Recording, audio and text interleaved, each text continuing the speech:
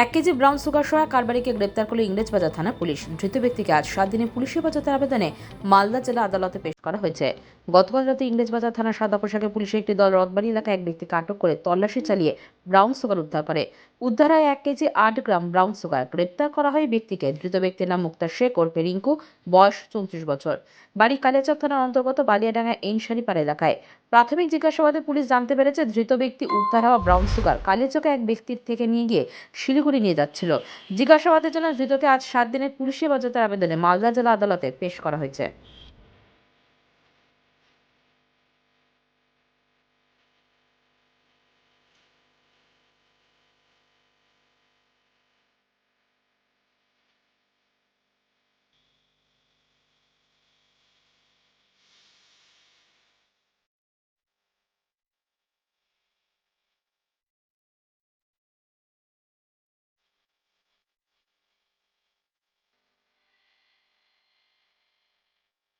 Euro news Bangla.